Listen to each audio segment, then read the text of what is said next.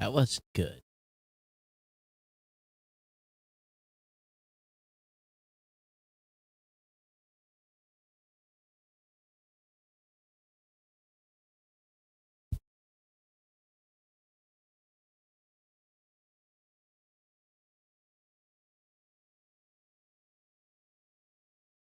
Elon Musk adds to a long list of bizarre changes to X by ditching article headlines. Faced with faced with back to office mandates, employees are coffee badging office visits. When's Disney Plus crackdown on passwords? When that's going to affect you?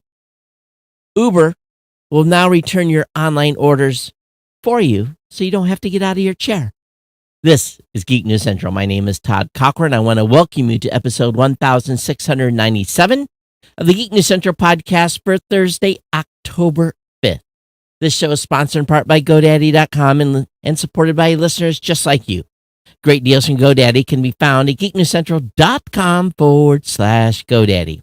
You can support this show today at geeknewscentral.com/insider. We are lit. We are live with apps from podcastapps.com. Join the value for value revolution. Earn Satoshis just by switching to new modern podcasting app and asking me to send you a pile of Satoshis. I will do that. More importantly, I want to give a warm welcome to all the new listeners. Thanks for being here. Make sure you get over to geeknewscentral.com. When you're on the website, all you got to do is follow or subscribe to the podcast, sign up for the newsletter while you're there, and of course, check out all our partner shows. You can always join our chat room at geeknews.chat or contact me very simply via email at geeknews@gmail.com, on X at geeknews. That's a great way to stay connected with the show, or just follow me on Facebook. Partner shows are all linked to geeknewscentral.com, like I mentioned earlier. And of course, this show is sponsored by the longest running continuous sponsor of a podcast. That's our good friends at GoDaddy. And I'm going to tell you, savings begin here. Savings begin here. Go to geeknewscentral.com/GoDaddy. Lock in those savings. Get started with a penny for a brand new domain name, or $1.99 a month economy hosting for the first year of the free domain, or $2.99 a month managed WordPress hosting for the first year, again with a free domain. The absolute two best deals in podcast hosting in the known universe. $1.99 a month economy hosting, $2.99 a month managed WordPress hosting. Again, that's for the first year. It includes a free domain with all those offers. You can get a free trial GoDaddy website builder as well. Your choice of personal, business plus plans. That's a 1 month free trial. And do not forget, every time you recommend a family, friend, someone that you know uses one of my promo codes, it's just like writing a check to the show. I can't emphasize that enough. We travel all over the world. We hang out with all kinds of people, have all kinds of different things going on. We got 7 degrees of separation going on here. And when you're hanging out with your friends and they're thinking about doing an online business, you can hook a brother up here at this show. All you have to do is tell him, hey, I know this guy. He's got some good promo codes. A great way to start. Send them over to the website. Give them the link, geeknewscentral.com/GoDaddy. And it's just like writing a check to the show. It's just like doing a donation. If every one of you did that 2 or 3 times a year, we'd have a really good year. It could get people to do that. But hey, again, you save about 94% on GoDaddy hosting accounts, an average of $3.50 when you are not using that penny deal. And again, you're supporting this team, this very, very small team, and allowing me to do what I do. And we thank you very much for doing so for so many years, and we definitely appreciate it. Thank you so much. So what's happening? Well, I'll be honest with you. Through Wednesday, I was just, literally to the end of the day on Wednesday, I had no time for lunch. I ordered DoorDash. I don't like doing that, but I had no choice but to order DoorDash to get to, I stepped away from a meeting for 30 seconds to get the DoorDash. Ate with the camera off. It just was one of those Monday, Tuesday, Wednesdays. And then Thursday, a little lighter. which was today. And tomorrow it's a full morning all the way through about 2 o'clock. So very, very busy week here as always. And I tell you, I've been doing some experiments in the evening. I had a call with a very renowned AI researcher, holds many patents in the AI world. He's been involved in this for about 15 years. And it was a free consulting call. We went over a number of things, and he got me trying some ideas. And one thing I was testing was just by seeing how I could rinse, wash, and repeat some functions. And one of those was taking some taking a transcript and just giving the AI the transcript and said, write me just a short summary, a short, engaging summary, something that I can post on social media. And if you are watching my Twitter feed or on Facebook, and I'll actually read what it generated for me on the last episode. On the last episode, it said, Geek News Central's latest episode, Tech Giants Battle for AI Content. And the summary was, the episode unveils the intensifying competition among tech giants, particularly spotlighting Microsoft's perspective on the ongoing battle for acquiring content to enhance artificial intelligence capabilities, with the tech industry witnessing a surge in the demand for advanced AI application. Companies are in a fierce race to secure pivotal content, which is crucial for training and developing more sophisticated and efficient AI models. The discussion shed light on the strategic moves, collaborations, and potential consequences of this competitive struggle in shaping the future of AI tech and its applications across various domains. And it came up with the hashtag tech enthusiast, AI researcher, business strategist. So part of my testing was I was testing this across my show, Podcast Insider, New Media Show. And what I found was this show consistently, no issue for it to come up with a decent summary to post like that. It's a little wordy, a little long. I didn't constrain it in giving it max characters or max words. But because this show is segmented, and that most of the things we talk about are in segments, or that I talk about in segments, whereas the Podcast Insider Show also follows a very, we do show planning on that. We follow very, very solid layout to the topic, and then talking points, topic, and talking points. Whereas the New Media Show is more of just kind of a conversation. And it had a really, really hard time with just the conversation without specific topic breaks.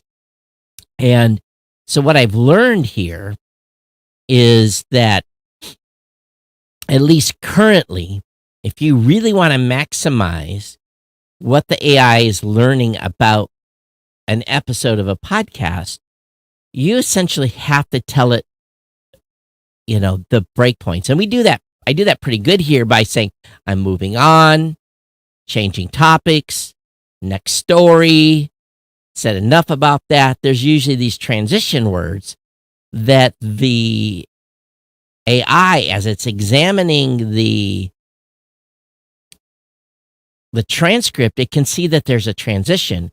Whereas when Rob and I were talking about a bunch of things. So it kept, in what really was pissing me off, to be kind of frank with you, was that I found it making stuff up.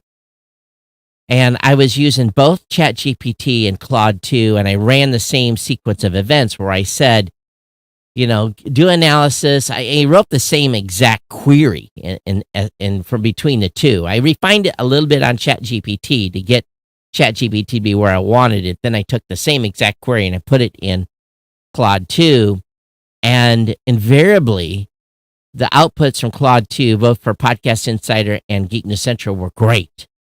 It did pick a different topic though. Whereas then when I put a New Media Show in, it was all over the place. And I had to argue with them like, I didn't talk about TikTok. I didn't talk about this. I didn't talk about that. Why are you? I talked to it like I was talking to an intern. I was scolding it. Why are you making stuff up? Why are you, this was not within the and both of the bots would say, yes, I didn't examine and I shouldn't be doing that. And I said, if you were an employee, I basically said to it kind of, I'm like trying to talk to it, right? I know that's stupid, but I said, if you were an employee, I would fire you because you're making stuff up. I understand, So I don't know. This is where we all have to be super, super careful with this AI stuff is if you're having it do an analysis on a document that you have not read, it might make stuff up. So if you're going to take something from a document that it has done an analysis on, and again, this is a transcript, but it could be a PDF or something else, you have to be very, very strict. You have to tell it, do not make stuff up. Read the entire transcript. Read the entire PDF. You have to totally constrain it in your query. And this is where I got more and more strict in writing more strict queries that was basically kind of almost scolding, not scolding, but telling it what it couldn't do. Do not reference any company, any business, or anything that is not in the transcript. Do not reference anything that I haven't talked about. I just went on and on and on and made these constraints. And still, what I found was I got it under control on a single summary. But then I asked it, okay, why don't you write 5 summaries? And this is all in the same thread. And I was kind of arguing. It was kind of weird.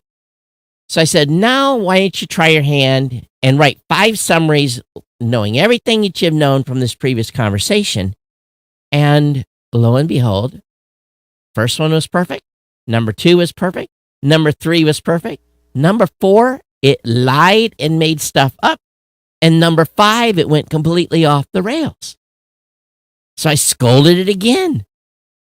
I said, you made stuff up of number 4, number 5. If you don't have more topics that does not come from within the context of the transcript, do not create more summaries. And I said, try it again. Number 1 was fine. Number 2 was fine. Number 3 was fine. Number 4, kinda. But number 5, an outright wrong. So both Claude 2 and ChatGPT-4 have a habit of making inferences when examining a general conversation transcript. But when the content is topic focused, and you have a clear break between topics, both do a good job. And I think if you limited it to 2 topics and the type of summarization I was trying to acquire,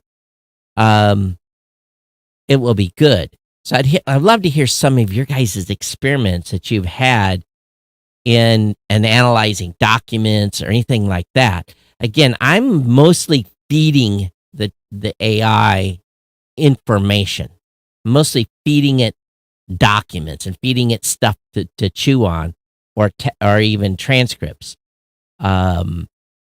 So I just find it to be very, very interesting where this technology is at and where it's going and the limitations. And again, the only way you find this out, quite frankly, is by digging in. So that's kind of my analysis of some of my latest experiments with ChatGPT and Claude 2. Moving on, our first top story tonight: Elon Musk adds to a long list of bizarre changes to X by ditching article headlines. Now, it was rumored that they were suppressing, anytime you put a link external to Twitter, they were suppressing those articles that you would see in your feed, whereas you would have to have a list to see stuff. But again, he scrapped article headlines for links posted on the platform. He's banished article headlines in an attempt to improve the way the platform looks, quote unquote. Articles posted X appear as an image with the outlet shown in the bottom left corner. The change has already been rolled out for mobile, so I have to test this. Some X users are not happy. Incredibly annoying, Joseph Politano, an economic writer, said of the change. Just an unfathomable, stupid change. Another way this site is getting more hostile to journalists. Another X user questioned the value of displaying article links without necessary context. They said, so we'll just see random images without any context, they said. Others chimed in to say made articles look like memes. And again, this is stuff that he is doing to try to improve the service. But is it really improving the service? Article over here at Computer World. Faced with back-to-office mandates, employees are coffee badging office visits. And essentially, many employees are doing the absolute bare minimum to satisfy in-office requirements, simply showing up long enough to get credit for being there before returning home to work. Coined as coffee badging, the trend showed up on a new survey of 2,000 full-time U.S. workers conducted by video conferencing tech vendor Owl Labs.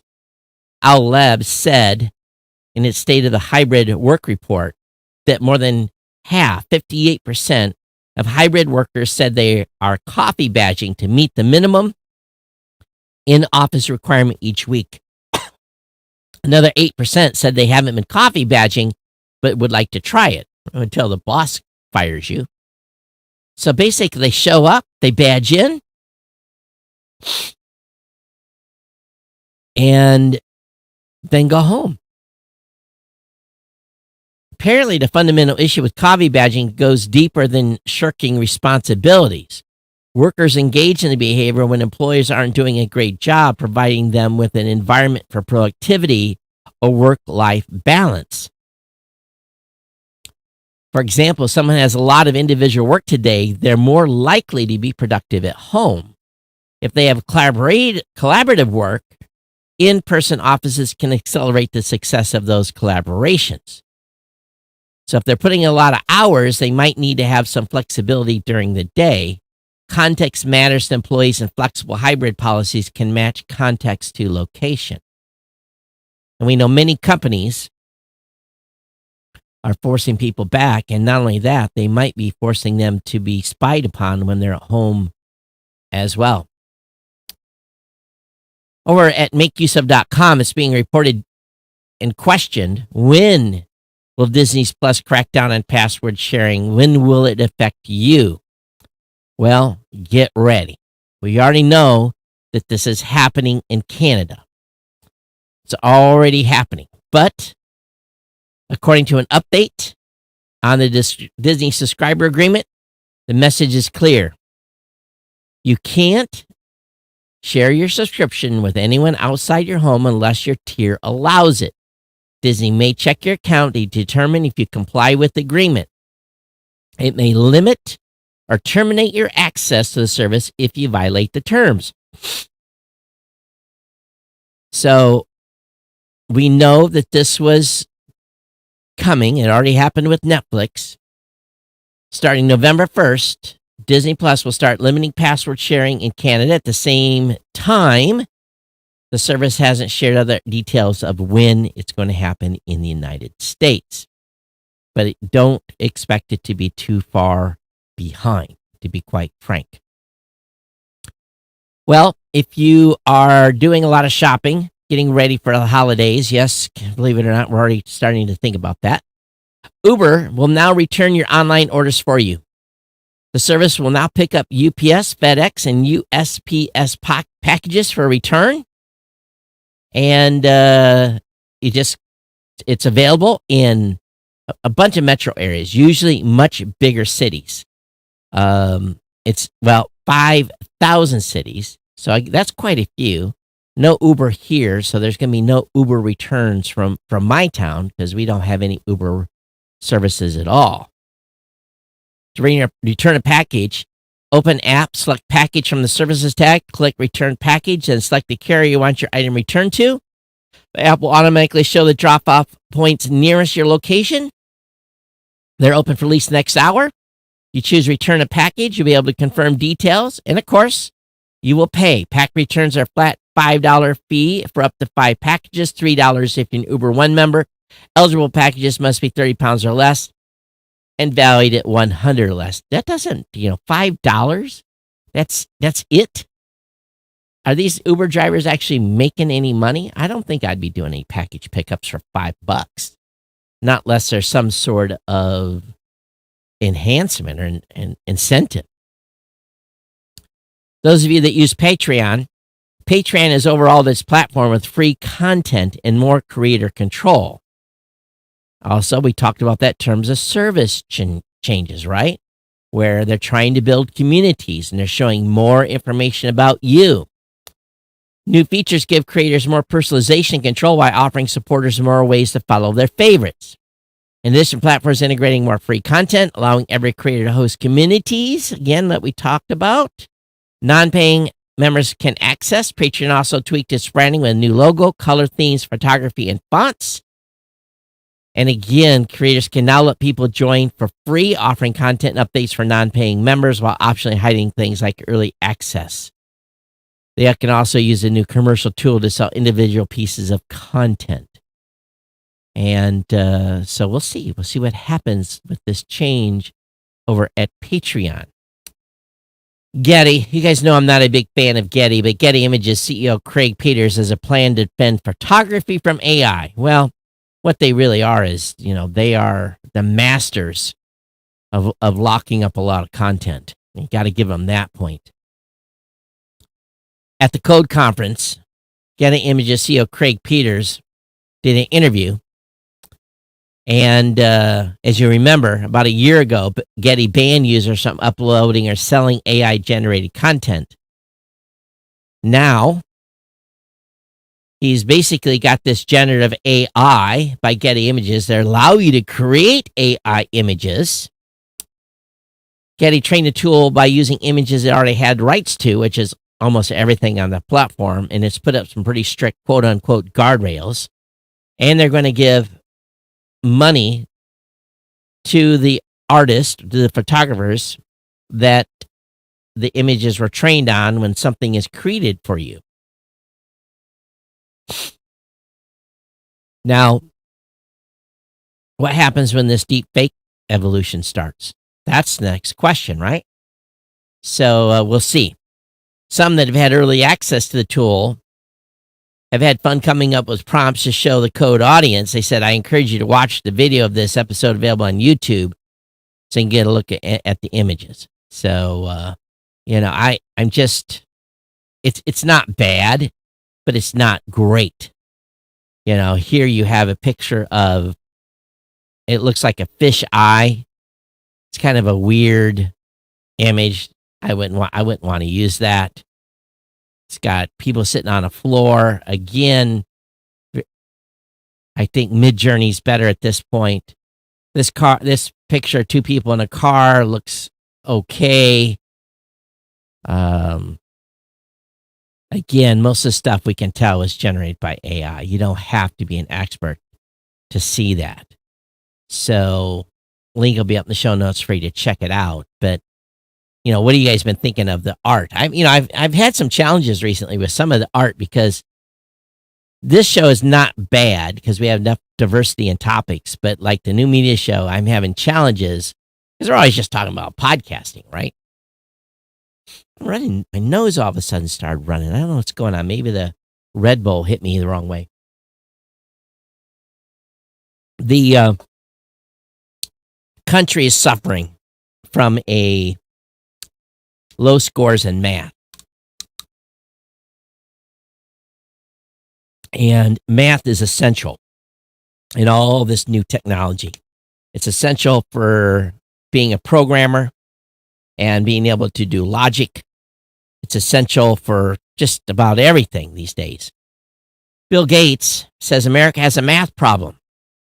And he has 3 suggestions. And this is based upon, quote unquote, his observations and also hanging out in the school one day. He says that he believes that math skills are a powerful indicator of future success. Well, duh. And but he says math should be tailored to students' interests, capabilities, and goals. Math shouldn't be a solo expedition, but a class that prioritizes communication and problem solving as a group. And that's when you get into the adult world and you're doing business analysis and stuff like that. Sometimes you're doing that as a group. You're making discussions about charts and different things you want to see. And usually the math genius of the group has to come up with the ability to show it. But he also says the lesson should be applied to real world problems like coming up with a budget or estimating population growth. Of course, he would use that as an example. So I think this is probably true, because the days of sitting down and doing algebra problems and you have no idea why you're doing this algebra problem, you have nary a clue, what this equates to in the real world. That's how I was taught math. And I hated it. It was dumb. It was the dumbest thing ever. Go find X. Go find the slope of this. Why? Why do I need to know this? I was never told as a high schooler, and I trudged through it. And even in college, most of the upper level math that I did for my degree, which sucked because I needed quite a bit. And after not doing college courses for many, many years or doing high school math it was rough. And of course I saved most of the math classes to the end, which was dumb.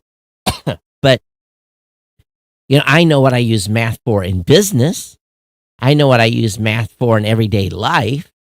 And to be honest with you, sometimes I go out on just Google, help me out here. And that's what a lot of probably kids do today. But I understand the fundamentals of needing to know some of this stuff. But as an 8th grader, having Bob Bell as a math teacher,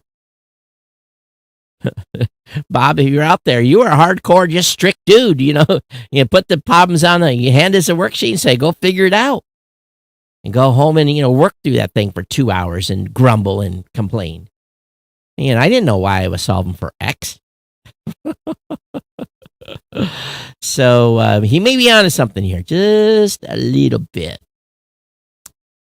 Sony has confirmed data breach impacting thousands of workers. In a breach notification letter sent out to affected individuals, Sony said hackers leveraged a flaw. As per the letter, the attack occurred on May 28th, mere days before Progress. The company behind MoveIt started warning its clients of a high security flaw in the application. 6,791 people in the U.S. have been affected. And so anyway, the notices are going out if you've been affected by the Sony breach. You all guys all know the story about a cat that was responsible for killing a MacBook Pro a number of years ago in Hawaii. My son's MacBook Pro that got destroyed from an open glass of water that was on it wasn't water, it was soap actually. Some sort of soap was on a shelf, and the cat knocked it over, fell on the keyboard of the Mac, and completely obliterated a MacBook Pro that my son so much loved that we never were able to get fixed or wasn't covered by insurance. But a cat's been accused of wiping a U.S. Veteran Affairs server info after jumping on the keyboard. A 4-hour system interruption in September at the Veteran Affairs Medical Center, Kansas City, has been attributed to a cat. So was told by the source. Basically, on a mid-September call, one of the participants explained that while a technician was reviewing the configuration of a server cluster, their cat jumped on the keyboard and deleted it, or at least that's the story. So, someone at the event said, well, that's why I have a dog. There was laughter, not much more. It was a short incident report. But, 4 hours. I think we've all found cats in places, where we've wanted to swat them to move them.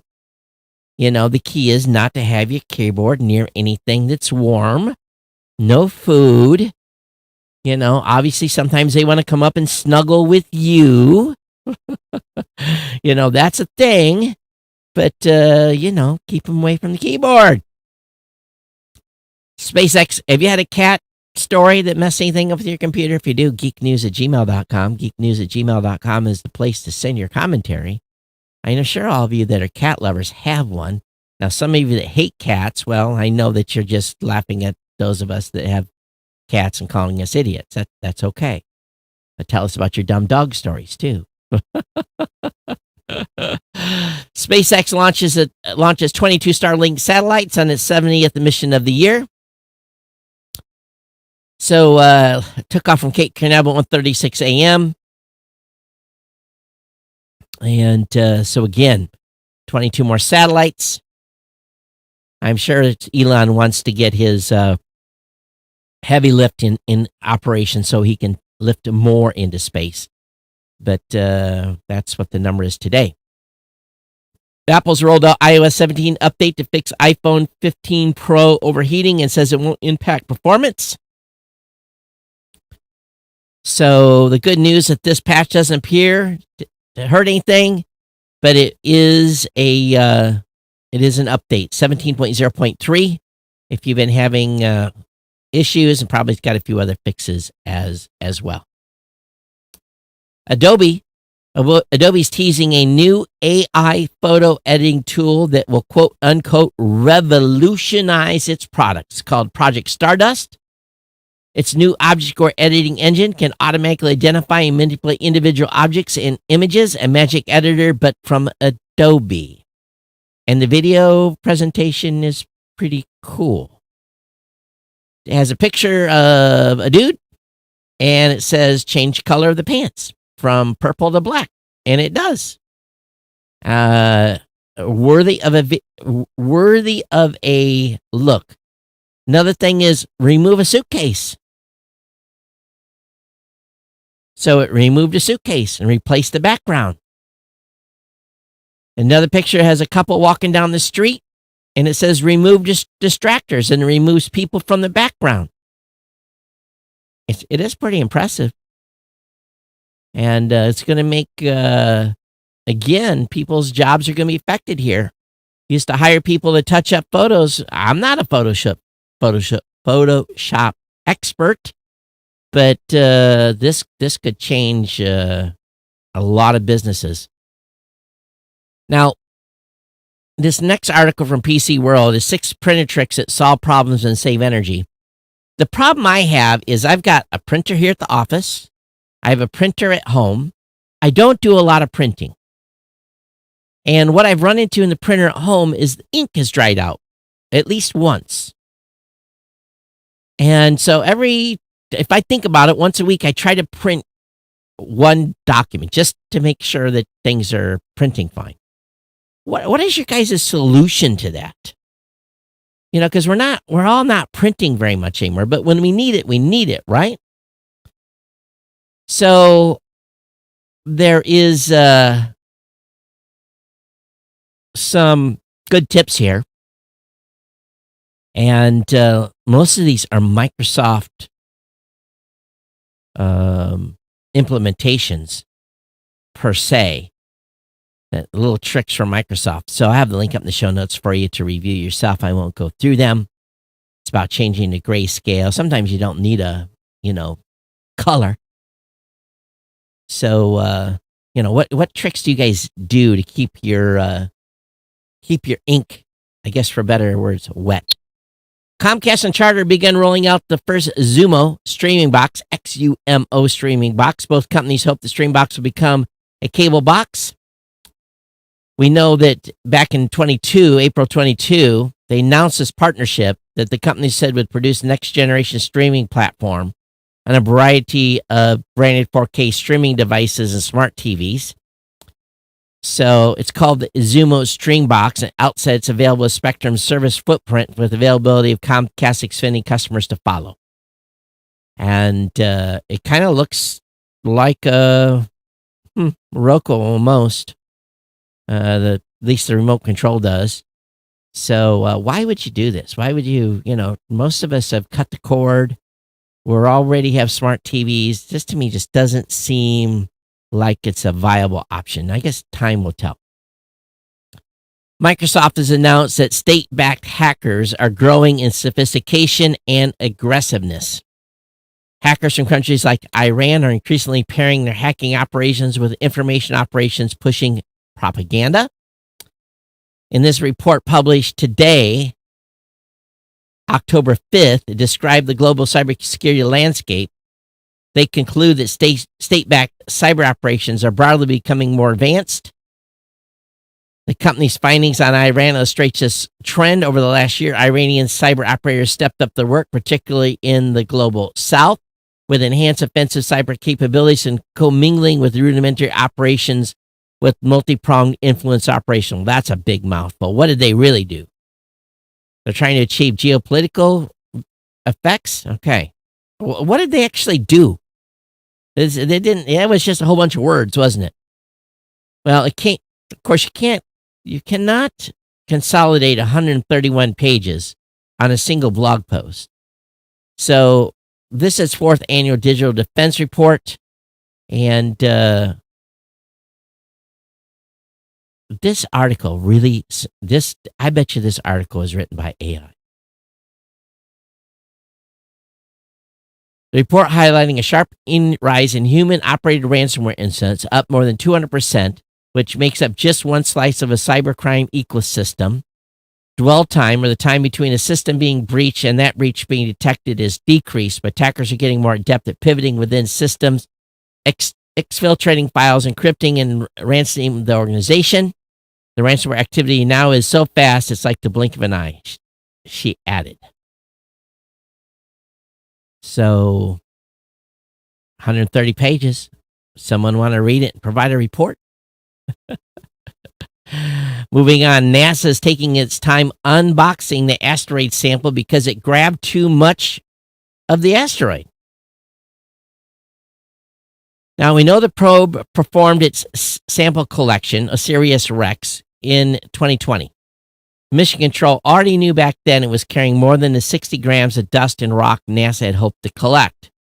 Now officials are proceeding slowly to ensure they don't lose any of the precious matter, but dust on the outside of the capsule is complicating the task. But they said we're using every micro-analytical technique that we can throw at this to really, really tear it apart, almost down to atomic scale. The results will give scientists a sneak preview of what they should expect when NASA finally cracks open the canister and sends samples off the labs around the world. After getting every last scrap of dust inside, the device will be moved into a specialized container for scientists to open the canister, preventing any contamination of the sample stored within. And so, more excitement to follow, ladies and gentlemen. Hyundai EVs will support Tesla's NACS charging starting in Q4 2024. So this is another company that is moving to that. And you still can use other chargers with a Tesla. You just need an adapter. So I'm sure all these vehicles will come with an adapter. There'll probably be a great aftermarket for that as people start losing them. Good news if you're a Lenovo PC fan. They're saying that 4 in 5 of their devices will be repairable by 2025. And the repair parts will be repairable too. Batteries, SSDs, and more will no longer be sealed into the casing. That's amazing. It says more than 80% of the repair parts will be repaired again so they may enter into the circular economy to reduce the impact of the environment. He added more than 80% of our devices will be able to be repaired by the customer or the channel, and we are enabling this with a design for serviceability. The world's largest PC maker doesn't have a terrible reputation in terms of ease at which gadgets can be mended, unlike Apple. The ThinkPad T14 Gen 3, for example, is assigned a fixability score of 7 out of 10. And they're trying to make it even more fixable. Well, that's good. I don't think we'll ever see Apple do that. Good article here about what are the challenge of deep fakes, and deep fakes are popping up all over the place. There's a staggering 500,000 voice and video deepfakes anticipated to flood social media this year.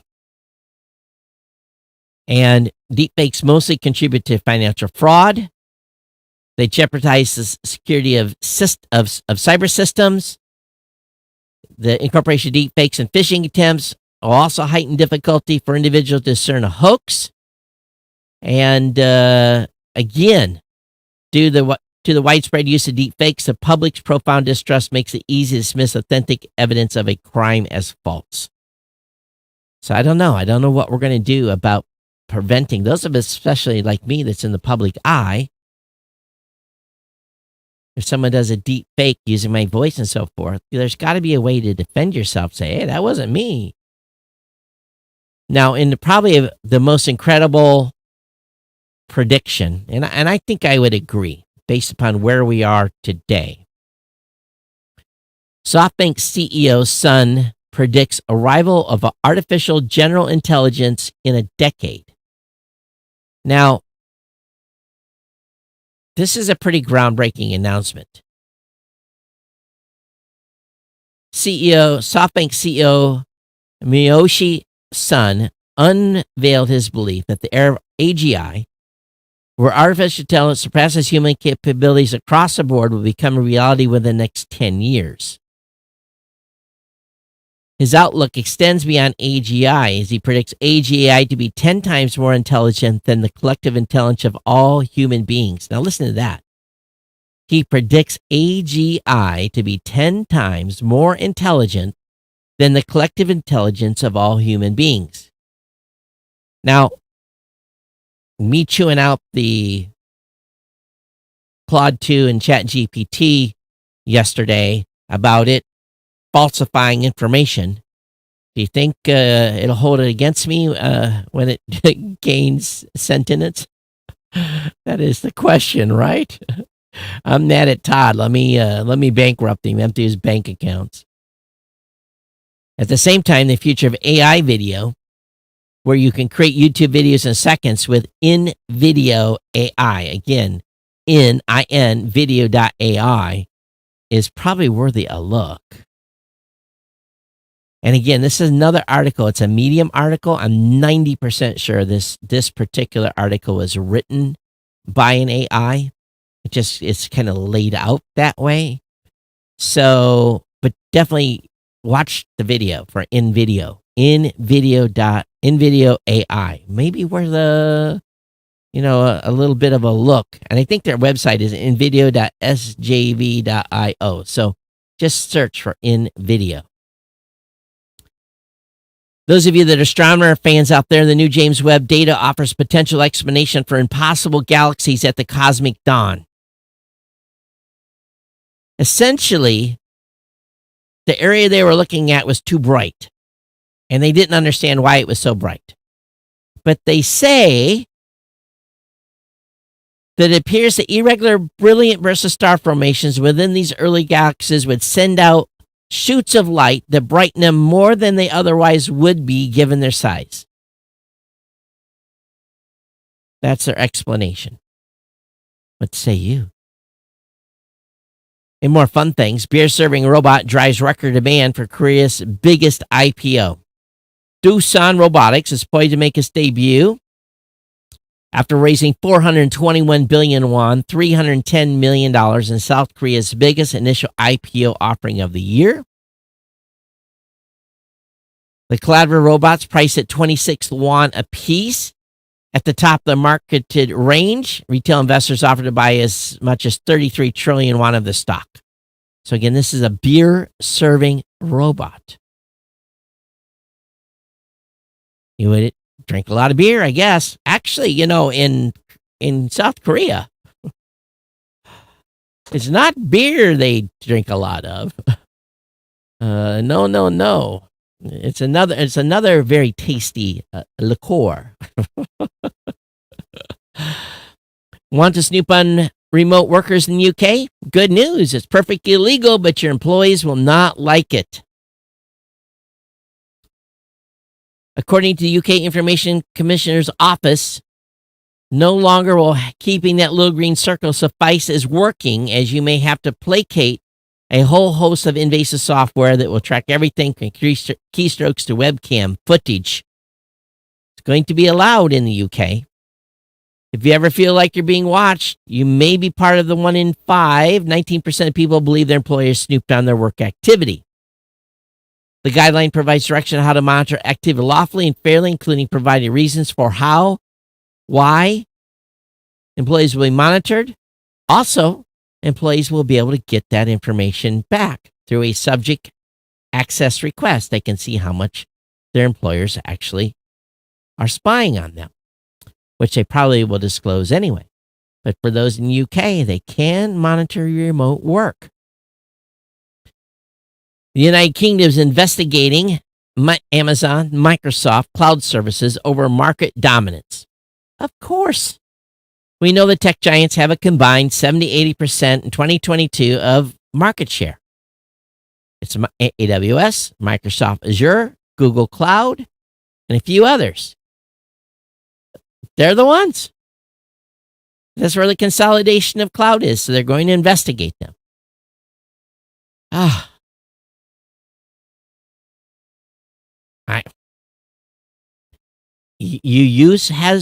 In today's age, you have to, these types of services are critical.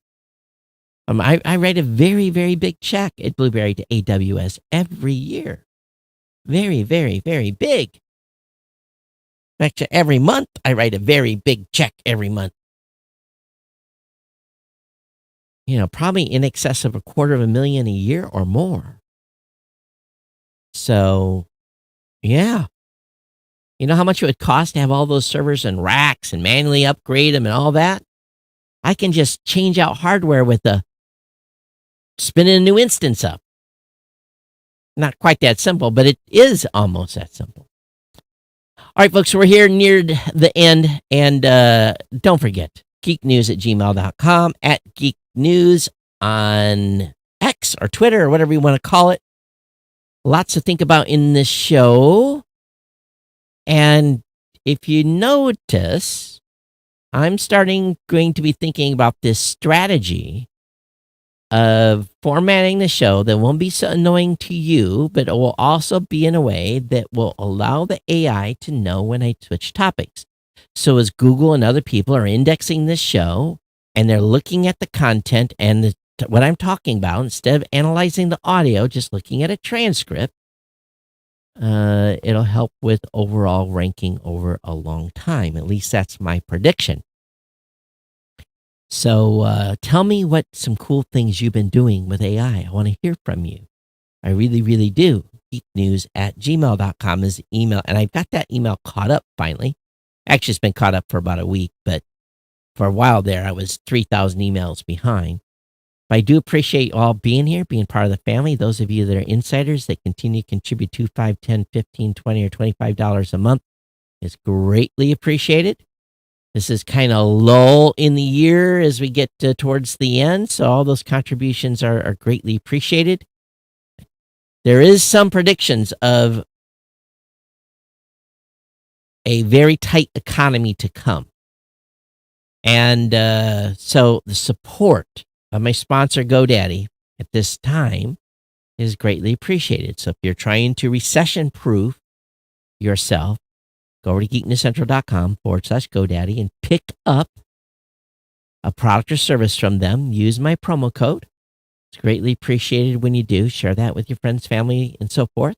Again, don't forget, we've been lit and live. And, we did have, let me get this loaded because we did have some, let me find it. Not that. Where is it at? Not this one. Here we go. Let me get, I got the wrong thing loaded. Hang on. Before you leave. All right. So from Bob, he says, "Hey, Todd, thanks for audio. Here are a few geek bucks. I know you communicate with Fountain. Do you think they'll ever do a video version of their app? Cheers, Bob from Dover. 2000 sat contribution." I don't know. We'll ask them. Definitely will ask them, Bob, on that. Definitely appreciate it. Those of you that have been streaming sats, I definitely appreciate it as well. I don't have that turned on. Otherwise, you guys would hear this the entire show, which I didn't have it wired in. So, but I want to thank all of you that are streaming via Cast-O-Matic and Fountain and all the other places. It's greatly appreciated when you do that. And thank you for your boosts that have come in. And Sam Sethi is listening on Podfan. So thanks, Sam. So those sats were coming in. But definitely appreciate everyone for participating in live. It's the boost that count. Getting those boost comments is just like sending me an email. And for those of you that are fellow podcasters, consider doing Podcasting 2.0. And if you're not with Blueberry already, check out Podcast Mirror. We've got some very, very cool things over there that will enable your podcast to be Podcast 2 ready. All right, let's get out of here. I'll see you back here on Monday. So next week, I leave to go see my daughter on Thursday. So there will be no show for sure on Thursday. Probably we'll pick up the cadence a week later. We'll see. I may be able to do a remote show. I haven't decided yet. I got a new box coming. And maybe I'll be able to do one from her place. I don't know. Time will tell. We'll see how tight the suitcase is. But definitely a Monday show, and then off to see my new grandbaby in Washington State, Wenatchee, and be there for a few days and trying to do what I can is be grandpa duty. So I'm looking forward to it, cuddling up with this new addition to the family. And meanwhile, thanks to all of you, part of my podcast family, for being here. And we'll be back Monday for you. We'll see you next time. Everybody take care. Be safe. Have a great weekend.